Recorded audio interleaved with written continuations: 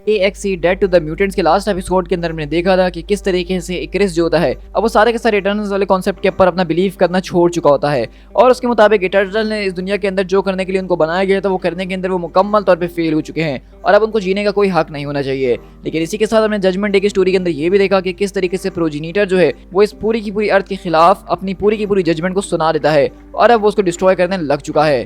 तो अब आगे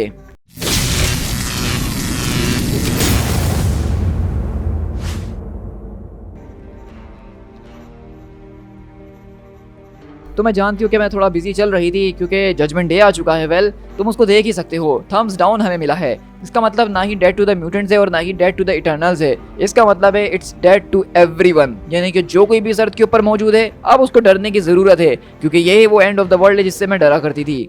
ड्रूक जो है उसको डिस्पोज कर दिया गया है और अब वो प्राइम इटर्नल की गद्दी से हट चुका है और अब उसकी जगह इरोस ऑफ टाइटन को दे दी गई है और वो इनका नया प्राइम इटर्नल बन चुका है। उसके पास अपने कुछ सजेशंस मौजूद हैं जो कि इस पूरी की पूरी कन्वर्सेशन के अंदर तुम लोग सुन ही लोगे, लेकिन सारे इटर्नल्स इसके सजेशंस को सुनने के लिए राजी नहीं होने वाले हैं। और उसी तरफ देखते हैं ओलंपिया सिटी के अंदर जो कि कैपिटल ऑफ इटर्नल्स है, जहां इरोस अपनी थ्रोन के ऊपर बैठा है जो कि प्राइम इटर्नल अब बन चुका है और उसके सामने सर्सी, ज़ूरस और इकरिस खड़े होते हैं। और वहीं से इरोस बोलता है कि वेल हमने प्यार से काम करने की कोशिश कर ली लेकिन लगता है कि अब उसको अपोजिट करने की ज़रूरत है। हमने अपनी सारी की सारी फोर्सेस को कंबाइन करने की भी कोशिश कर ली और डिस्ट्रॉय करने की कोशिश करी प्रोजेनिटर को, लेकिन उससे भी कोई खास फर्क पड़ा नहीं। तो वहीं से सूरज बोलता है कि मैं जानता हूँ तुम क्या कहने की कोशिश कर रहे हो लेकिन तुम जो करना चाहते हो वो हम कर नहीं सकते हैं। तो वहीं से इरोस बोलता है कि हमें ये करना ही होगा, एज अ पीपल ये हमारी रिस्पॉन्सिबिलिटी है, हमें कुछ ना कुछ सेक्रीफाइस तो करना होगा, हमें इस अटैक को लीड करना होगा। तो वहीं से हम देखते हैं कि ज़ूरस बोलता है कि नहीं तुम मेरी बात को समझ नहीं रहे हो, मैं तुमसे लिटरली स्पीक कर रहा हूँ कि हम ये चाहे भी तो कर नहीं सकते हैं। हमारा first principle protect the celestial, हम उस सेलेस्टियल के डायरेक्शन के अंदर एक पत्थर तक को नहीं भेज सकते हैं जो कि उसको तकलीफ पहुंचाएगा। तो वहीं से इरोस बोलता है कि ओ ज़ूरस अब बस भी करो, अपने दिमाग को खोलने की कोशिश करो, तुम्हारी इतनी हिम्मत कि तुम मुझसे ऐसे बात करो। इरोस मुझे माफ कीजिएगा लेकिन मेरा मकसद आपको चिढ़ाना नहीं था, मैं भी यहाँ पे सिर्फ लिटरल होने की बात कर रहा था। हम सबको अपने दिमाग को खोलने की जरूरत है। इस अर्थ के ऊपर अच्छे खासे हमारे पास म्यूटेंट टेलीपैथ्स मौजूद हैं जो कि हमारी इस इटर्नल टीम को ज्वाइन करने के लिए तैयार हैं। अगर हम इनकी मदद को इस्तेमाल करें तो हम जबरदस्त तरीके की चीज़ों को परफॉर्म कर सकते हैं। और वहीं से इकरिस बोलता है कि हम इनके सारे के सारे टेलीपैथिक इम्पैक्ट का इस्तेमाल करते हुए एक फिस्ट का काम करेंगे और इस पूरे के पूरे मॉन्स्टर के ऊपर अटैक करने की कोशिश करेंगे। तो सर्सी बोलती है कि मेरे ख्याल से इसको काम तो करना ही चाहिए क्योंकि इंसान वैसे भी बहुत ज़्यादा गेम्स को खेलना पसंद करते हैं और इंटरनल का दिमाग एक गेम की तरह ही है उसको कंट्रोल करना। और अगले पल एमा फ्रॉस्ट यहाँ पे उधर कहती है तो बताओ इटर्नल्स आज हम एक साथ खड़े होंगे या फिर अलग अलग होकर गिरते रहेंगे। तो वहीं से मैं अर्थ बताती है ओ एमा तुम कितनी ज़्यादा मज़ेदार बात करती हो ना, लेकिन तुम्हारी बातों में कुछ दम नहीं है। तुमने कहा कि एक साथ खड़े हों या अलग अलग होकर गिर जाएं, लेकिन हमारे पास सिर्फ ये दो ऑप्शंस नहीं, हमारे पास एक और ऑप्शन है, हम सब मिल के भी गिर सकते हैं। और अगले पल हम देखते हैं कि कुछ ऐसा ही होता है जो कि हमने अपने मेन स्टोरी के अंदर देखा था कि सारे के सारे सुपर हीरो कम्युनिटी इस वक्त जो है प्रोजेनिटर को मारने की कोशिश कर रही होती है, लेकिन वो सब के सब मिलकर भी प्रोजेनिटर का कुछ नहीं उखाड़ पा रहे होते।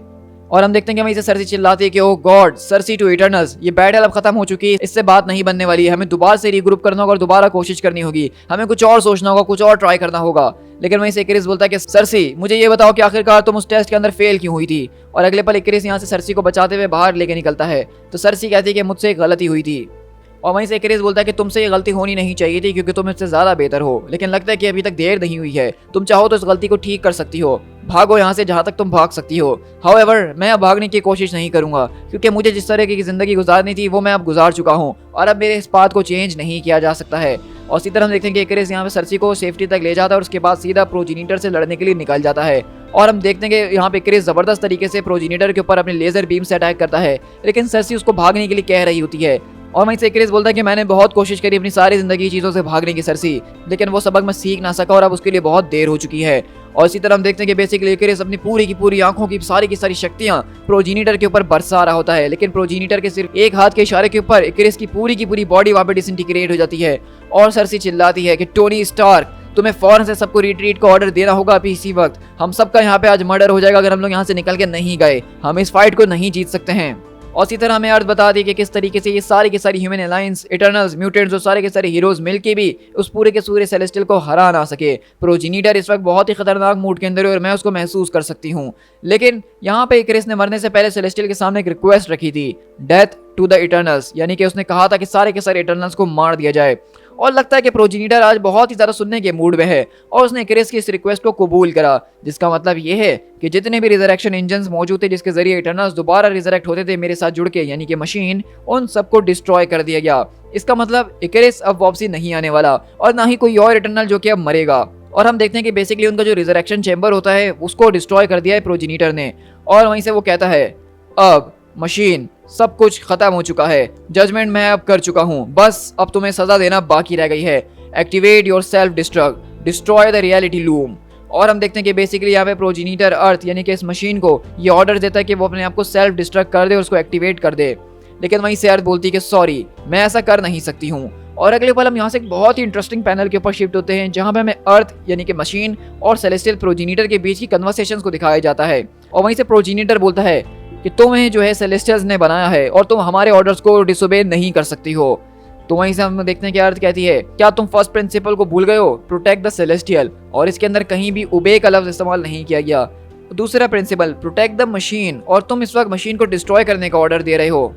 तुम शायद मेरी बात को समझे नहीं कि तुम्हें रेजिस्ट करने की ड्यूटी जो है वो इटर्नल्स की है, मेरी नहीं, बल्कि मुझे तो उनको बनाया ही इसलिए गया था ताकि वो मुझे प्रोटेक्ट कर सकें। तो वहीं से प्रोजेनिटर बोलता है कि तुम कोई इटर्नल नहीं हो मशीन, तुम्हें इस तरह के पहले भी ऑर्डर्स दिए जा चुके हैं और तुमने उनको फॉलो किया है। हाँ तुमने ठीक कहा कि पहले भी इस तरह की गलतियां हो चुकी हैं, लेकिन इकरिस ने ठीक कहा था कि मुझे ऐसे लोगों की बातों को बिल्कुल भी नहीं सुनना चाहिए जो कि मुझे डिस्ट्रॉय करने की कोशिश करें, और वैसे भी उन ऑर्डर्स को फॉलो करके कुछ हुआ नहीं है। हम देखो अभी भी यहीं पे खड़े हुए हैं और तुम्हारे कहने से ये सारी की सारी बातें गलत साबित नहीं हो जाएंगी। अगर तुम कहोगे कि मुझे अपने आप को डिस्ट्रॉय कर दूं तो मैं इस मूड में आज बिल्कुल भी नहीं हूँ। तुम चाहे मुझसे कितना भी बचने की कोशिश कर लो मशीन, लेकिन तुम ज्यादा टाइम तक रेजिस्ट नहीं कर सकती हो। मे बी नॉट, लेकिन कोशिश करने में क्या ही हर्ज है। ठीक कहा मैंने। और वैसे भी अगर मैंने तुम्हारी बात नहीं मानी तो तुम कर ही क्या लोगे, मुझे डिस्ट्रॉय कर दोगे? तो कर दो भाई।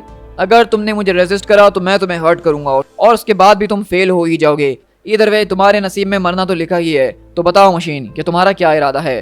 तो वहीं से अर्थ कहती है क्या ऐसी बात है, कम एट मी ब्रो, जो तुम्हें करना है कर लो और मैं यहीं खड़ी हूँ। और हम देखते हैं कि बेसिकली इस वक्त अर्थ जो है वो सेलेस्टियल से फुल सैवेज मूड के अंदर बात कर रही है और कहती है कि मैंने मिलियंस ऑफ ईयर्स का टाइम इस अर्थ के ऊपर गुजार दिया और मैंने इंसानों को बहुत अच्छे तरीके से देखा है, और उसके अंदर मैंने एक चीज तो उनसे सीख ही ली है कि किस तरीके से ट्रैश टॉक को किया जाता है। अक्सर हीरोज विलन से मुकाबला करने से पहले कुछ ऐसा ही करते हैं, लेकिन मैं ये भी जानती हूँ कि अब इसके बाद क्या होने वाला है। यहाँ पे प्रोजेनिटर अपनी सारी की सारी उंगलियों को मेरे अंदर धंसने वाला है। ऐसा महसूस होगा जैसे वो मुझे मारने की कोशिश कर रहा है। लेकिन सच कहूँ तो जब यहाँ पे प्रोजेनिटर ने मेरे अंदर अपनी पूरी की पूरी स्टाफ को घुसाया तो मुझे कुछ महसूस नहीं हुआ और ना ही कोई तकलीफ हुई, और डेफिनेटली मैं चिल्ला तो बिल्कुल भी नहीं रही थी। लेकिन इसी के बाद हम यहाँ से एवेंजर्स मेंशन न्यूयॉर्क सिटी के अंदर शिफ्ट होते हैं, जहाँ हम देखते हैं कि बेसिकली यहाँ पे स्टीव रॉजर्स जिनको दोबारा से जिंदा किया गया है वो यहाँ मौजूद हैं और कहते हैं ओके एवरीवन द प्लान, मुझे शुरू से लेकर आखिर तक सब जानना है। तो वहीं पे हम देखते हैं कि बेसिकली यहाँ पे उसी प्लान की बात हो रही है जो कि हमने जजमेंट डे के मेन एपिसोड के अंदर देखा, जहाँ पे टोनी स्टार्क, एजे मक्कारी, जीन ग्रे और मिस्टर सिनिस्टर मिलके जो हैं वुल्वरीन को लेते हैं और वो प्रोजेनिटर की बॉडी के अंदर घुस के उसको अंदर से डिस्ट्रॉय करने की कोशिश करेंगे। तो यहाँ पे एजे को टोनी स्टार्क कैप्टन अमेरिका को ये पूरा का पूरा प्लान समझाते हैं और कैप्टन उनको गुड लक ही कहते हैं और कहता है कि जब तक तुम वहाँ पे सब कुछ करने की कोशिश कर रहे हो मैं इस दुनिया को सही सलामत रखने की कोशिश करता हूँ, लेकिन मैं ये करूँ तो कैसे करूँ। और हम देखते हैं कि बेसिकली यहाँ पे हम देखते हैं कि इरोस, नाइटकलर और फेस्टोस मौजूद होते हैं जो कि ये बात सोचने की कोशिश कर रहे होते हैं कि आखिरकार इस पूरे के पूरे प्लेनेट को बचाया कैसे जा सके, क्योंकि इन केस अगर आयरन मैन अपने मिशन के अंदर फेल होता है तो प्रोजेनिटर इस अर्थ को डिस्ट्रॉय कर देगा, तो उसके बाद उनको कोई ऐसी जगह ढूंढनी होगी जहाँ पे वो दोबारा सबको लेके एक नई आबादी को शुरू कर सके। लेकिन वहीं से फेस्टोस आदर कहता है कि मेरे ख्याल से एक प्रॉब्लम है, ये मशीन ऑलरेडी जो है कॉम्प्रोमाइज हो चुकी है, इसने अपने सेल्फ डिस्ट्रक्ट को जो एक्टिवेट कर दिया और मुझे नहीं लगता कि अब हम इसको ठीक करने के लिए कुछ कर भी सकते हैं। तो वहीं से हम देखते हैं कि नाइटकलर बोलता है कि नहीं मुझे नहीं लगता मेरी दोस्त कि तुम ये सच कह रहे हो, क्योंकि जितना मैं तुम्हें जानता हूँ तुम एक बहुत ज़्यादा प्रैक्टिकल इंसान हो। अगर तुम किसी प्रॉब्लम को सामने लेकर आते हो तो उसका सोल्यूशन भी तुम्हारे पास होता ही है। क्या मैंने ठीक कहा? तो फेस्टोस बोलता है कि हाँ मेरे ख्याल से तुम इसको मेरे ऊपर ही छोड़ दो, मैं इसको देख लूंगा। तो वहीं से अर्थ बोलती है लेकिन जरा एक मिनट, क्या फेस्टोस वो करने जा रहा है? आई एम नॉट श्योर कि मुझे ये प्लान पसंद आने वाला है। और यहीं से हम अगले पल लेमोरिया के अंदर शिफ्ट होते हैं जहाँ पे बेसिकली फेस्टोस जो है वो यहाँ पे क्रो के पास आता है और उनके उसी वेल के अंदर जाने का फैसला करता है जहाँ पे वो पहले गए थे कुछ मिस्टिकल और ज़बरदस्त तरीके के इटर्नल्स आर्टिफैक्ट्स को लेने के लिए। और हम देखते हैं कि वो बेसिकली यहाँ से सीधा जाता है और डायरेक्टली अर्थ से बात करना शुरू कर देता है और अर्थ कहती है कि मैं जानती हूँ अच्छे तरीके से कि तुम क्या करने की कोशिश कर रहे हो। तो फेस्टोस बोलता है कि अच्छा, और तुम्हें कैसा महसूस हो रहा है? वेल फॉर द स्टार्ट मेरे ख्याल से तुम्हें झुक जाना चाहिए। तुम यहाँ के ज़्यादातर सिक्योरिटी सिस्टम को अवॉइड कर सकते हो, लेकिन इसका ये मतलब नहीं कि तुम सही सलामत वहाँ तक पहुँच सको। यहाँ पे तुम्हें हर कदम फूक फूक के रखना होगा, क्योंकि इसको बनाया इसलिए गया था ताकि यहाँ पे कोई घुस ना सके। तो फेस्टोस बोलता है क्या तुम मेरी मदद करने वाली उस चीज़ के अंदर? ऑफ कोर्स मदद तो मैं तुम्हारी करूँगी ही। अपनी बाएं तरफ देखो और इस पूरी की पूरी आर्ट को एडमायर करने की कोशिश करो, क्योंकि वहाँ पे हम देखते हैं कि खतरनाक किस्म का मॉन्स्टर उसके रास्ते को रोकने की कोशिश करता है। लेकिन फेस्टोस अपने जबरदस्त तरीके के हैमर को पकड़ते हुए उन सबको पेल रहा होता है और सीधा आगे की तरफ बढ़ रहा होता है। और अगले पल हम न्यूयॉर्क के अंदर शिफ्ट होते हैं, जहाँ एक घर के अंदर यहाँ एक्सोडस मौजूद होता है और वहीं से एक बच्चा चिल्लाते हुए आता है कि एक्सोडस वो वापसी लौट कर आ चुका है, वो मॉन्स्टर लौट आया है। और एक्सोडस सीधा अपने उस घर से निकलकर कहता है, टर्न अराउंड क्रीचर, तुमने आज के लिए बहुत ज्यादा गुनाह कर लिया और उसकी सजा भी तुम्हें मिल चुकी है। मेरे ख्याल से अब तुम्हें यहाँ पे नहीं आना चाहिए।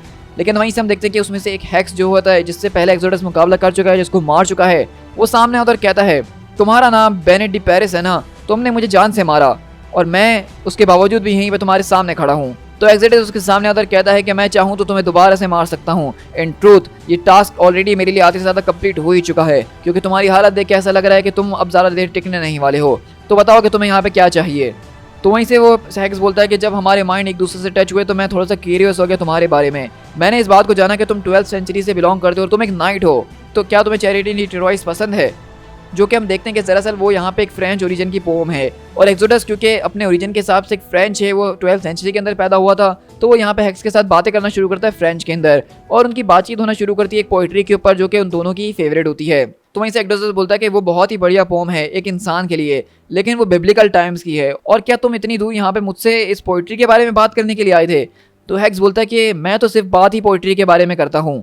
मेरे बहनें और मेरे दोस्त जो हैं, जो कि मिलियन ऑफ ईयर से मेरे साथ मौजूद थे, वो अब मर चुके हैं। और इस एक दिन के जीवन के अंदर जो मैंने अपने नए दोस्त बनाए थे, अब वो भी मर चुके हैं। मैं इस पूरे के पूरे अर्थ को अपने सामने मिटता हुआ देख रही हूँ। मैं इस पूरे के पूरे अर्थ को अपने सामने मिटता हुआ देख रहा हूँ, जो कि खाक में मिलता ही जा रहा है। और मुझे नहीं पता कि इस वक्त मैं पोइट्री के अलावा किसी चीज़ का सहारा ले भी सकती हूँ कि नहीं ले सकती हूँ। मैं इस वक्त एक ऐसी तलवार हूँ जो कि एक पूरे के पूरे स्टोन के अंदर घुसी हुई है, जिसको सिर्फ एक वर्दी नाइट जो है वो आके इस पूरे के पूरे स्टोन से बाहर निकाल के वील्ड कर सकता है और राउंड टेबल का हिस्सा बन सकता है।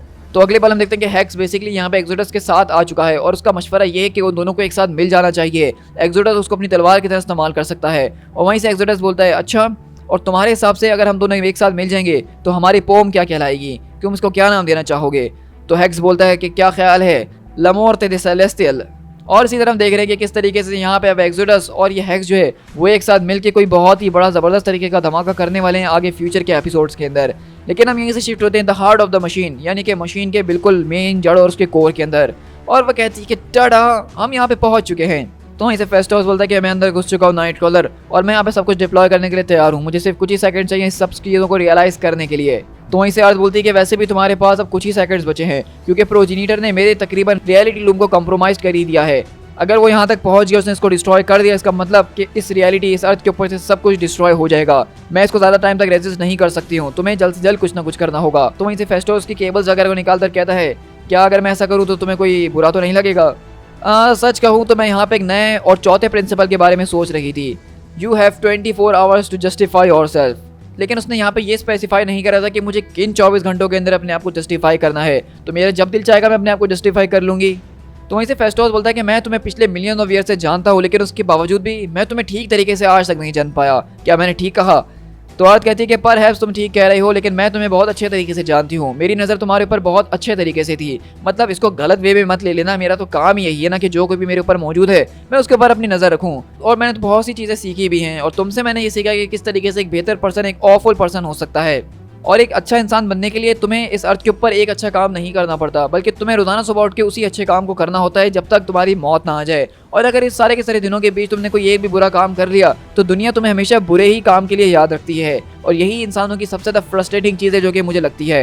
लेकिन वहीं से फेस्टोस बोलता है कि मेरे ख्याल से सबको करने का एक और तरीका भी है। तो वहीं से अर्थ बोलती है कि प्लीज़ तुम्हें जो कुछ भी करना है ज़रा जल्दी करो, मैं ज़्यादा टाइम तक होल्ड नहीं कर सकती। और अगले पल हम देखते हैं कि फेस्टोस यहाँ पे एक तरह के स्विच को एक्टिवेट करता है और हम यहाँ से मशीन के इंटरनल लॉक्स के अंदर शिफ्ट होते हैं, जहां हम देखते हैं कि बेसिकली कुछ और नहीं बल्कि फेस्टोस ने यहाँ पे मशीन की पूरी प्रोग्रामिंग को जो है वो रीबूट कर दिया है एक तरह से नए तरीके से। और वहीं से फेस्टोस बोलता है, फेस्टोस टू द बेस, मैंने मशीन को हार्ड रीबूट कर दिया है और मेरे ख्याल से ये काम कर चुका है। सारे के सारे कनेक्शंस किक्ड इन कर चुके हैं, यहाँ तक कि सेलेस्टियल के कमांड और वो सिस्टम से निकल चुके हैं।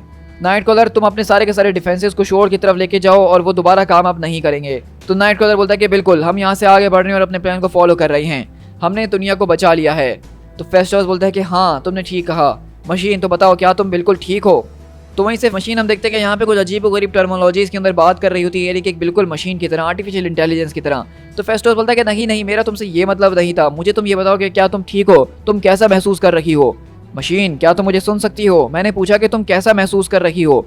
तो वहीं से मशीन बोलती है कि मुझे माफ़ करेगा इस डिले के लिए, लेकिन मैं इस बारे में श्योर नहीं हूँ कि मुझे इस बात का क्या जवाब देना चाहिए। तुम्हारा सवाल कोई मेक सेंस नहीं बना रहा है। मैं एक मशीन हूँ जो कि अर्थ है और मेरी कोई फीलिंग्स नहीं है। और अगले बार हम देखते हैं कि फेस्टोस बेसिकली अपने सर को पकड़ के वहीं पे बैठ जाता है, क्योंकि दरअसल मशीन यानी कि अर्थ जो कि कुछ टाइम पहले तक एक इंसान की तरह बात कर रही थी, हमें पूरी की पूरी स्टोरी को नरेट करके सुना रही थी, उसके अपने अंदर की फीलिंग्स सामने आ रही थी। अब क्योंकि फेस्टोस ने उसको एक तरह से रीबूट कर दिया है उसके ओरिजिनल स्टेट के अंदर, तो वो एक लिटरल मशीन बन चुकी है। अब उसके अंदर कोई फीलिंग्स नहीं है। उसको जो कमांड दिया जाएगा, जो सवाल पूछा जाएगा, वो डायरेक्टली बस उसका ही जवाब देगी।